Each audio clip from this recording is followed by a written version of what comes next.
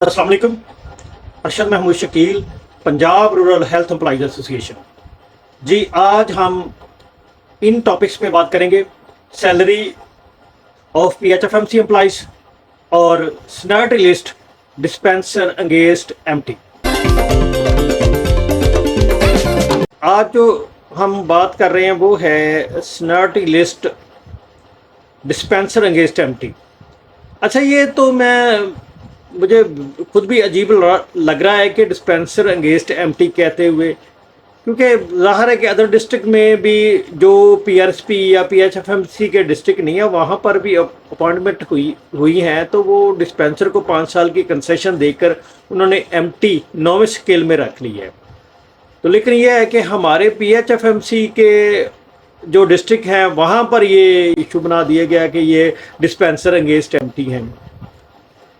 ठीक है, उनके मतलब मैं आज बात कर रहा हूँ, क्योंकि ये यानी कि कुछ लोग जो डिस्पेंसर अगेंस्ट एमटी के हैं, यानी एक डिस्ट्रिक्ट में अगर कोई 5-7 सीटें हैं तो उनकी स्नर्टी लिस्ट बना रहे हैं, और डिस्ट्रिक्ट ऑफिस को कहा है कि आप जो सीनियर तरीन बंदा है उसको सबसे पहले उससे नीचे ऐसे करके एडजस्ट करें।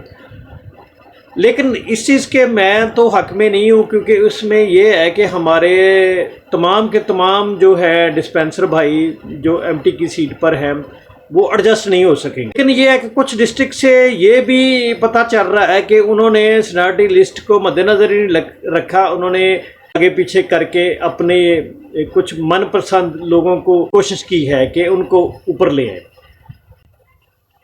लेकिन ये तो गलत है। स्नर्टी लिस्ट जो लोग सीनियर्स हैं उनको ही आना चाहिए था, जो जूनियर है उनको जूनियर की। अच्छा, दूसरे ये हमारी सैलरी के मुतल्लिक बात मैं करता हूँ। सैलरी काफ़ी लेट हो गई है, काफ़ी आज़मीन है वो परेशान है, क्योंकि उन्होंने 5-7 तारीख को वो बेचारे सारे महीने का राशन लेते हैं दुकानदार से, और फिर दुकानदार जो होता है वो फिर उनसे डिमांड करता है जी अब आपकी सैलरी आ गई होगी तो हमें दें।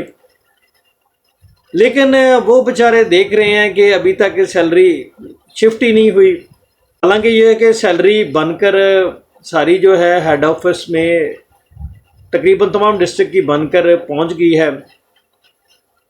अब ये मेरे ख्याल के मुताबिक तो यही है इशू आ रहा है, क्योंकि डिस्ट्रिक्ट ऑफिस जो है इनका अभी तक कंट्रैक्ट नहीं हुआ, उनकी सैलरी का स्क्रोल भी ज़ाहिर है कि वो भी बन गया होगा, लेकिन ये है कि वो सेंड नहीं हुआ जब तक उनका कंट्रैक्ट रिन्यू नहीं होना था। बोर्ड ऑफ डायरेक्टर की मीटिंग होनी थी, वो भी मेरे ख्याल एक दिन आगे जा रही है।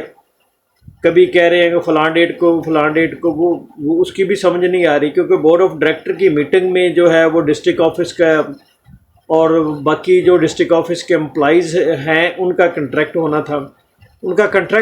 तो उसके बाद उनकी सैलरी ये नहीं थी। अब मेरा ख्याल है कि अब ऐसे कर रहे हैं कि डिस्ट्रिक्ट ऑफिस और जो RSC BHU के एम्प्लॉइज़ है उनकी सैलरी इकट्ठी करने की कोशिश करें कि इकट्ठी शिफ्ट हो जाए।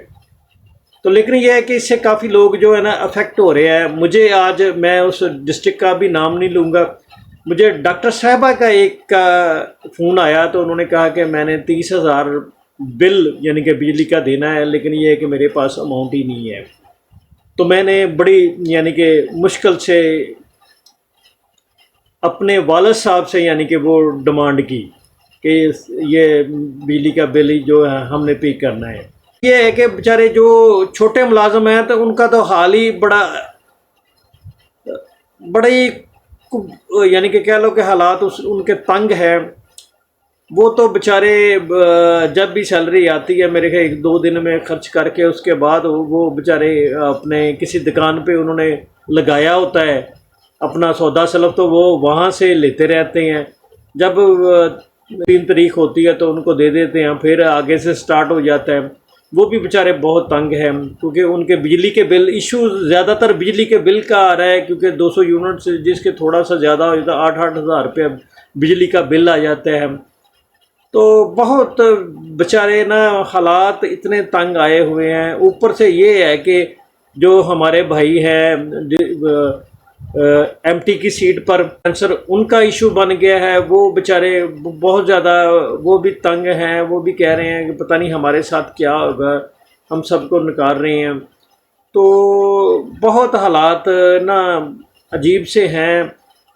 تو میری جناب اپنا پرائم منسٹر آف پاکستان سے بھی ریکویسٹ ہے کہ آپ جاتے جاتے ان جو P H F M C کے غریب بیچارے لوگ ہیں، ان کو نہ تو پینشن ملنی نہ گریجویٹی ملنی، ان کی تنخواہیں بھی تھوڑی تھوڑی سی ہیں۔ میں نے پہلے بھی کئی دفعہ عرض کیا ہے کہ آپ نے یعنی کہ وزیر اعظم صاحب آپ نے 32,000 کم از کم سیلری ایڈجسٹ کی ہے اب تو جو بیچارے 18 سال سے یعنی کہ 9ویں گریڈ کے ڈسپینسر ہیں ان کی اب اس وقت 35,000 ہے 18 سال سروس کر کے، تو یہ تو بیچارے پہلے ہی بہت زیادہ تنگ ہے۔